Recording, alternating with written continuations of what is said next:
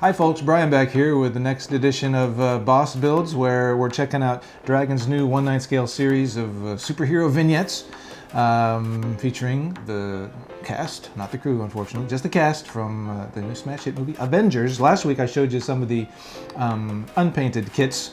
Who do we look at? We looked at Captain America, the Hulk, which I have here, which I'll be building, and Iron Man, and was that it for those? That's that? Yeah, we didn't have Thor, I don't think. So those three. But since then, that was a couple weeks ago actually, since then we've had a couple of the pre-painted ones come in. So we're going to have a look at the pre-painted ones, and we'll be able to compare the unpainted Hulk with the pre-painted Hulk. And oh, they're so much more than just pre-painted. They come in this gorgeous packaging, have different bases and stuff. So we'll dig into that in a minute. And after I show you that, I'll talk about what's going on with the Hulk build, or what's not going on with it so far.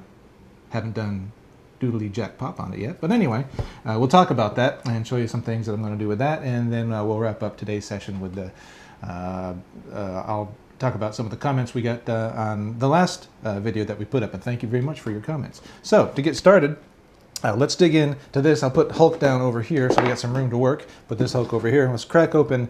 This is the Iron Man Mark 7 armor from the Avengers. Now again, this is the pre-painted one. Last week we showed you the unpainted one. They're both unassembled. You still have to put this guy together, although he's got a different degree of assembly, which we'll see as soon as we open it. And it's got much more gorgeous heavy-duty packaging, as you would expect from a basically pre-finished kit. I'm going to lay it on its side here. It's got this big sleeve that you can take off here. Whoa, the unveiling. Very nice art. I noticed a lot of companies are going to matte finished packaging on their things. Even model kits are getting like that. It used to always be gloss, but we're seeing a lot of nice flat matte finishes. Speaking of gloss, once you get inside, you got the big Avengers logo there. Now this is an adventure for me too, because I haven't opened this one yet. I guess it opens this way. We got magnets? No magnets. It's just held down there by good old nature. You open her up. Open up like this way so you can see. Wow. So we got some foam. Seems to be nicely packaged, folks. I'm going to take this foam up. All right. Getting in further. We've got the instructions how to snap it together, because again, you still have to pop it all together. But as you can see here, the parts are much more assembled in their little sub-assemblies than the kit. As you saw in the last episode, it's just like a regular injection molded assembly kit, kind of similar to Gundam's, the Bandai Gundam kits. It's all snapped together. But in this case, all the sub-assemblies are put together, and literally you just pop it together and put them on the stand. So let's see what we got in here. There's the body section, the torso. We got legs. I don't want to pull them too much because they're very nicely packed in this foam packaging. Maybe I can yank his noggin out here. Come on out. Oh, there he goes. Got him in there. There's that little iron noggin. Check it out. And you can probably see for yourself on here, but the paint job is really well done. It's a beautiful gold and beautiful red color. Spin him around here. And you just pop his head on like that. Clear parts for the eyes. Now if you wanted to get into all the lighting and all that, you'd be probably better off getting the unpainted, unassembled kit, completely unassembled kit, because then you can get in and do all the wiring and lighting you would need. You could probably do it with this too, taking it apart, but it might be a little trickier. Tell you what, I'm going to pull the torso out here just so we can get a good look at that. Again, just at a first glance here, the painting appears to be fairly flawless. I don't see any overspray or any untoward paint getting somewhere else. I'm not sure if they used the basic plastic color and then painted silver on here, or what they did, but it all looks very, very good. Maybe clear coated it, but yeah, you can see for yourself. Shiny, just like the real boy. Although it didn't take Tony long in the movie to get all scratched and bunged up really quick, so this is like right out of the box Iron Man version. He hasn't gotten smacked around by anybody yet. So there's all the parts there. Let's see if you delve in further, what can you get? So I'm removing this. We got all the parts in there. Oh, and what we have here is the base. Now, as I alluded to last time, the unpainted, unassembled kits just came with very simple plastic dog dish type bases that you can just slap your figure on and you're done. Now, as you can see here, and I'll pull this out if I can get my big meat hooks in here. All right, it's out. This is very nicely done, very detailed. Little street base, cracked up base like the streets of New York, the final battle scene in Avengers. Very nicely done. Weathered. Very cool. This comes with a little bent metal pole that goes in here, and so you can park your Iron Man on this thing at a very in a very dynamic pose. As I recall, the other Iron Man kit, I don't know if it had this or not. It definitely had a base, but I think you just basically stood him on there somehow. But yeah, this is very nice, and that's it for the contents of Iron Man. But yeah, this looks very good for those of you who don't have the time or the wherewithal or the motivation to assemble and paint your own Iron Man kit. This is beautiful. And again, it still takes some assembly, as you can see, but it's just simple pop together stuff. So there we go, Iron Man. Very, very cool. Now, let's check out what the Hulk has in store for us. And as I'm showing you this one, we'll segue into the Hulk I'm building and going to paint. So same deal, got the nice sleeve. Even the box art is different, as you've noticed here. I don't have Iron Man to compare it to, but well, it's kind of a variation. We get the smaller one down there, but the overall box art is a bit different. But that's very cool. Now let's open this up and see what we have inside. I think I got him right side up. Let me check inside. Yes, I do. He's right side up. So, the unveiling. So there we go. Again, as if you need to know how it goes together, but there you go. Head, legs, body, pants. Pretty straightforward stuff. Ooh, that's been painted. Yeah, there's the Jeremy Clarkson power face in there. And I'm just going to pop him out, and you can see that they've done a pretty good job. This is what I was talking about last week as far as this build and this painting goes. All this really detailed musculature is going to lend itself very well to highlighting and washing and pre-shading, as I mentioned, that I may or may not do. But you can see, yeah, all the muscles pop out when you get the darker colors in there. Now I'm thinking, just looking at this, the original green color of the vinyl, which I'm still thinking this is vinyl, or maybe Dragon Styrene, but it smells like vinyl. I'm thinking they just went with the original materials colors and have just painted on top of that, which is fine because it looks good. It looks good. There's some little extra parts of something in here. I don't know what that is. But, oh, I know something they've done. They've filled the legs. These legs are filled with some sort of material, which is not the case with the kit. And this is to give just the lower legs some weight, because obviously he's got a huge upper body. So they're probably thinking, for the pre-painted one, let's weight the legs a little bit. So yeah, the legs are filled with something. Can't tell. Maybe resin? No, can't tell from the smell. But yeah, the legs are quite heavy, and they're not hollow, or they are hollow, but they've been filled. So that's an interesting difference between the pre-paint and that. Yeah, nicely pre-painted. So this is essentially the effect I'm going to be going for. Although I think I said last time, I'm not sure if I like this particular shade of green. I might go with something a little darker and start from there. And now the most important part of a figure, of course, is the head. So let's pull his head out. It's nicely packaged in here, so I'm not going to completely take it out. But let me get a look at it first. It looks less like Clarkson once you get him painted, but still. So they got it nicely packed in here with some foam. Oh, I can reveal it like this. The hair's got beautiful detail again, but this time we're talking about the painting. It looks good to me, so this is going to be a hard yardstick to pass, because this is a pretty good job, and I haven't painted figures in a long time, so it's going to be a challenge. But yeah, sorry, I'm looking at it right now. But yeah, looks good. So this is a very nicely prepared product by the fine folks at Dragon. Let's see if I can get this back in here with little or no drama. Voila, I did. All right, now let's dig in deeper and see what his base is going to look like as I pull him out, revealing the secrets within. Come on. Oh, this is nice. This is very nice down here. Check this out. Now this is interesting. This base is rather shiny. Now I don't recall all the scenarios in the movie. Was he ever somewhere that was wet? Because this almost looks like wet concrete, as opposed to, we saw the Iron Man base. It was very matte finish, flat color, dry. This has got a bit of a sheen to it, almost like it's wet concrete or something. But yeah, nicely detailed. And as you remember, well, I can show you when we rip out the other Hulk here. It was basically just the flat part, the dinner plate, as it was last time. So this is nice, nicely detailed, and a good place to put your Hulk.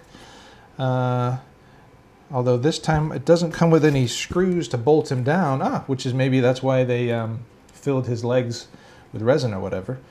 so he could stand better on his own without having to be screwed down. The Hulk kit that I'll be building with the hollow legs came with some self-tapping screws and holes in the base that you could run up into his leg, his foot, and stop him like that. So there we go.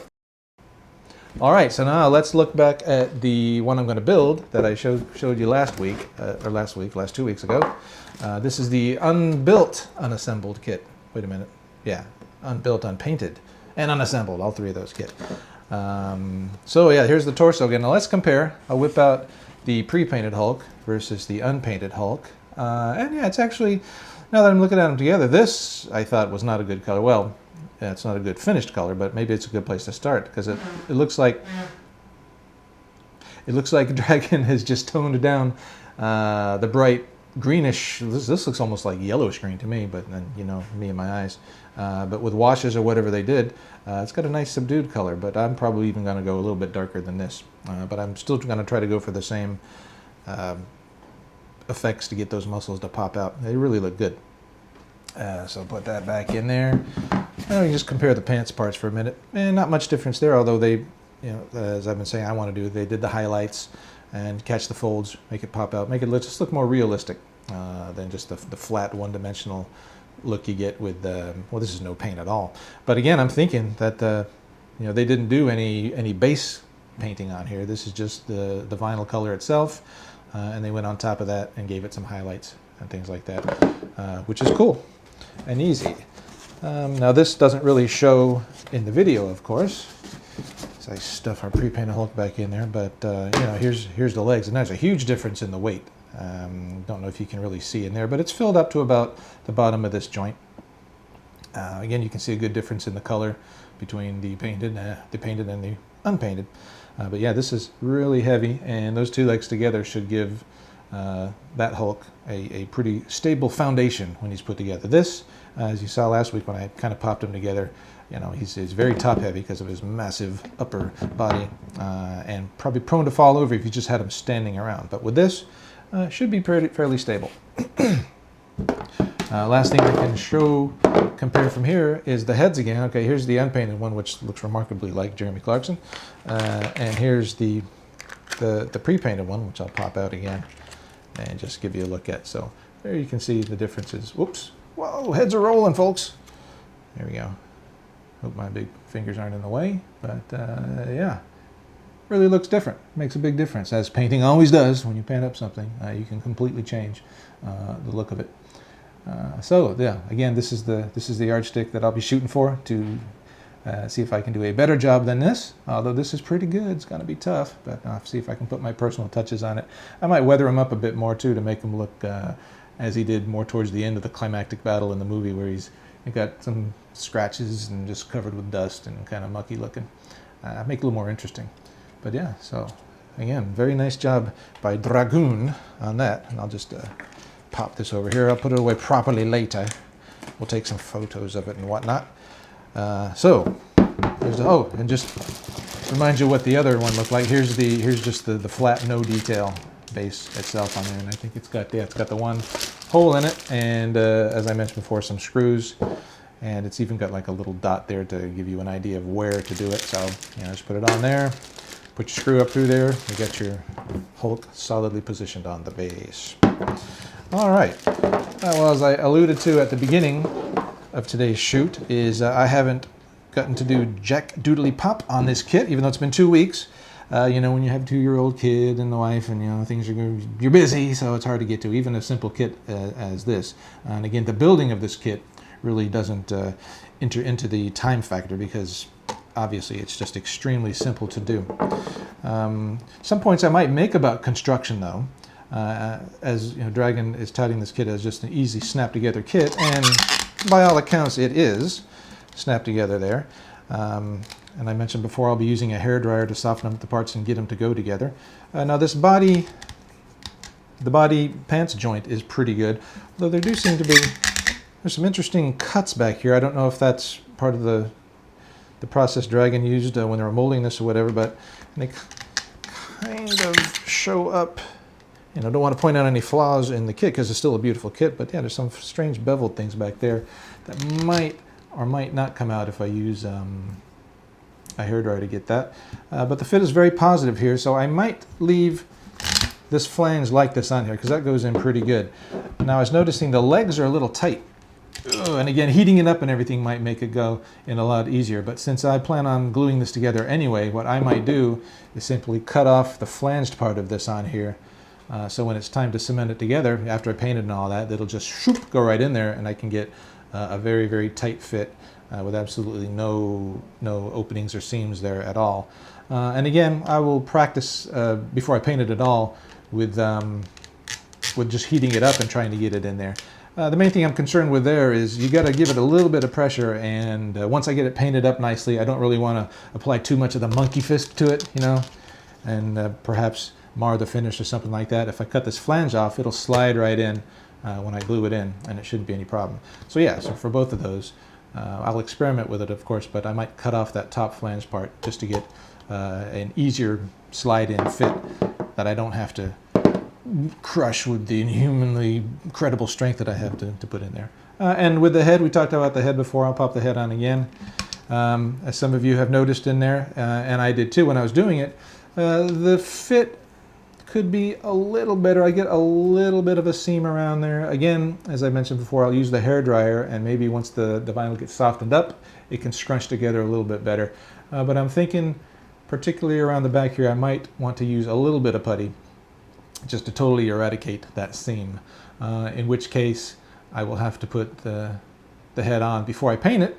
Well, not really. I guess I could do it and then touch it up later, but for me, puttying is always a big sloppy extravaganza, so I would just as soon get all the puttying and sanding and whatever I need to do done. Why not even sand it? Just put the putty in there, wet the finger with some the appropriate thinner, which you probably really shouldn't put your fingers in thinner, so don't tell your mom I said to do that. Or I might use some other type of putty that's water-based, and I can just, you know, you squish it on like that and use Q-tips and stuff like that, so you don't have to do any sanding. You just melt it right in there.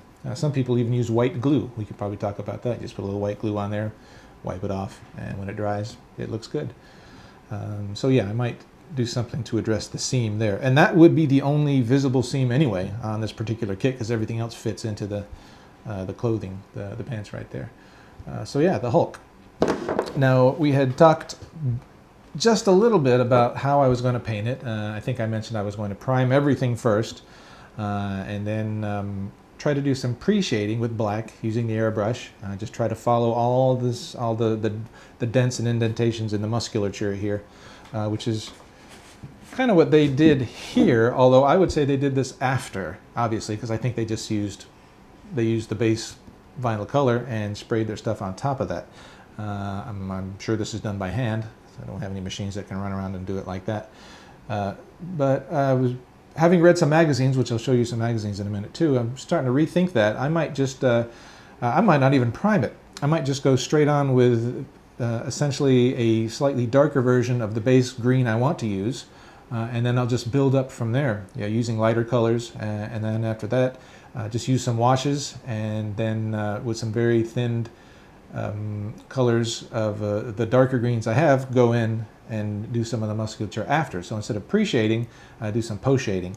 I've always talked about pre-shading, and I've had some examples where it worked out pretty good, but a lot of times for me, I'll pre-shade some stuff and it's beautiful, but then by the time I get done painting everything on top of that, the pre-shading has gone away, and then I have to post-shade anyway. So I'm rethinking it. And again, it's been a long time since I've done a figure, so I will read some more materials and see what the best way of doing that is. Some of the figure building magazines I've been looking at recently, nobody seems to be doing any pre-shading. They just start with a base color and then just build on top of that, and then go back in and either with paintbrush or with the airbrush go in and try to catch some of the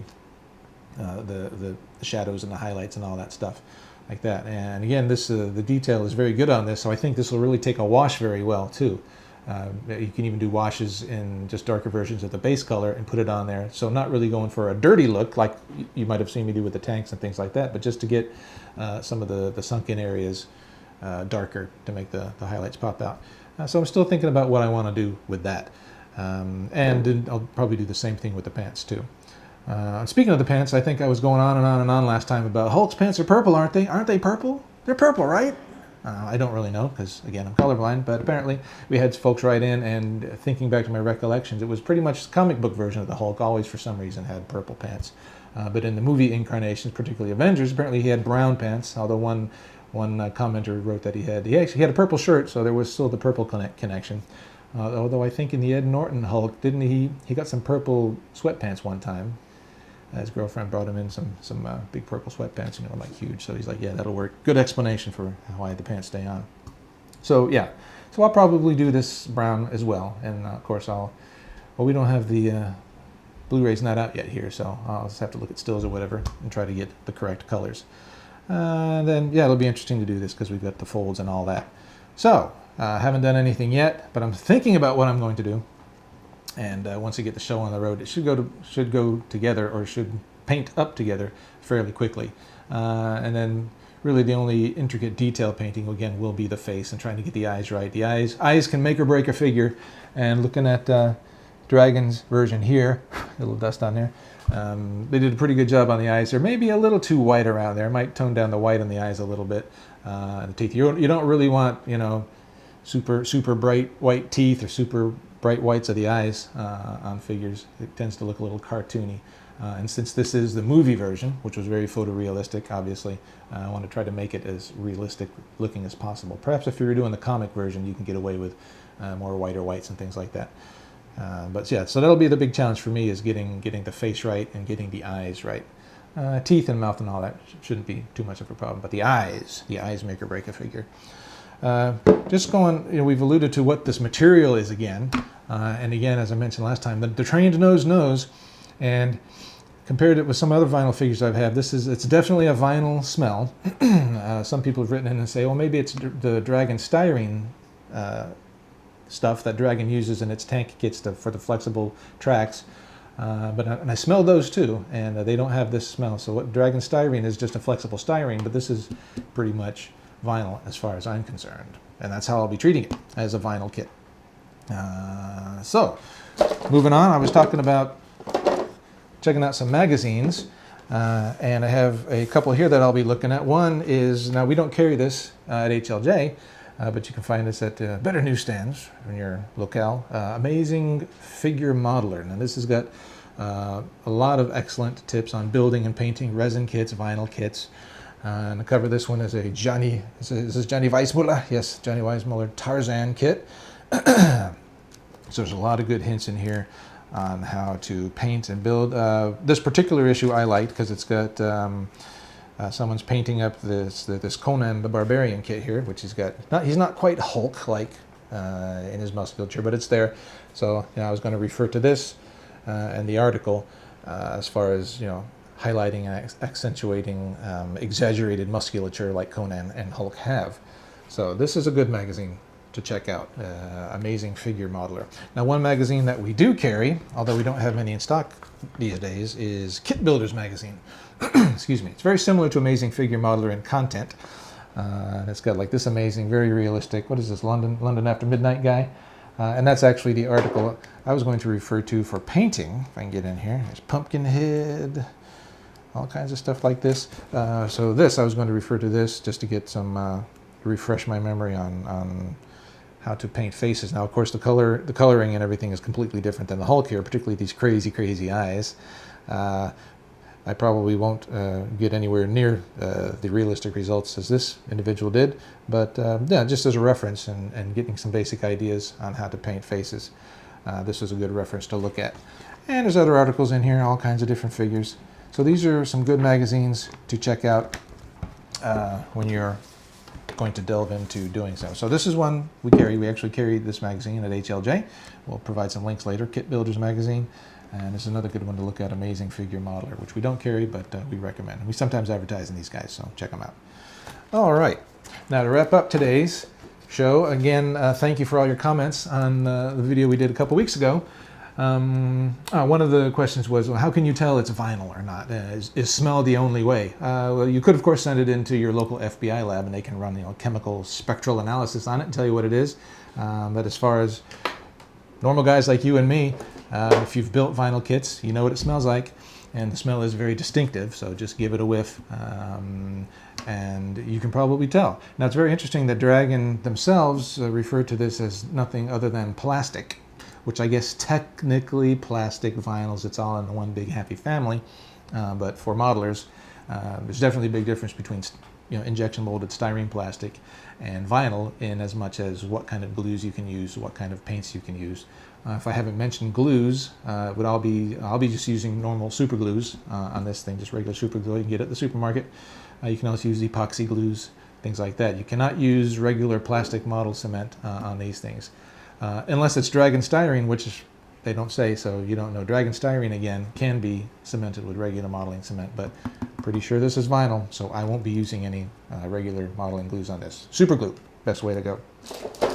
Somebody commented like, what? There's no decals with any of these? Or decals, as some of us say. There's no decals with any of these kits? And as I think I clearly mentioned last time, the Captain America kit does come with some markings for his little wings on the side of his helmet, and for something else which escapes me right now. I forget what it was, but it definitely did come with some decals. Hulk obviously doesn't need any decals. Iron Man doesn't need any. Thor, I'm trying to think of his costume, but I don't think there were any. We haven't seen the kit yet, so I can't really tell on that one. But the Captain America kit did come with some decals. What other notes or comments I might have had here? Someone mentioned that they had built the old Horizon kit of the Hulk a long time ago, and that brought back a lot of memories, because I too built that old Horizon kit. It's roughly, I would say size-wise, it's about the same size as this, although it was a, I don't know what artist version of it was, but it was definitely the comic book version, because at the time there were no movies. There was the show. That came out in, I don't know, late 80s, maybe, that kit came out. It was all vinyl. Much more complicated assembly than our good friend here, in as much as the arms are separate. What else was separate? I think the head was, the head might have been molded on. It might have been the head and the torso. It's been so long since I built it. But you had a lot of puttying to do, because the parts break down. It was cut right across the deltoid. So right across that big mass of smooth round muscle, you had the seam on there. So you had to glue the arms on, and then you had to carefully putty that and sand. I don't have any photos of my old model, which just coincidentally, the last time I was back in the States, I was cleaning out a storage space I have all my old models in, and came across that one. So that brought back some memories, and then hearing the commenter talk about it as well. So we're really lucky with this one. There's really no big ugly seams we'll have to deal with, other than the slight one around the neck. And even for some of you, that might not be any concern, but for me, it just looked, it's a little too obvious, so I want to fix that. But yeah, that old Horizon kit was a very, very nice version of a comic book Hulk. And here we have an excellent version of the latest movie Hulk. And I don't think there's been any versions of the Ang Lee Hulk or the Ed Norton Hulk, the first two movies. But it'd be nice to see all three of them together. Or four, including the Horizon one. Or has there ever been a Ferrigno Hulk? I'd pay good money for a Ferrigno Hulk kit. But for now, we're talking about this one. And again, thank you for all your comments.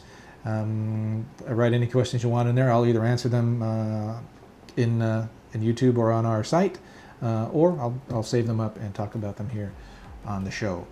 So anyway, hopefully next time I'll have something done on this guy. Hopefully have some paint going on there, and we can talk more about it then. And if we have, if any of the other kits come in, I'll showcase them as well when they come in. So thanks for watching, and I'll see you next time. See you. Bye, Hulk.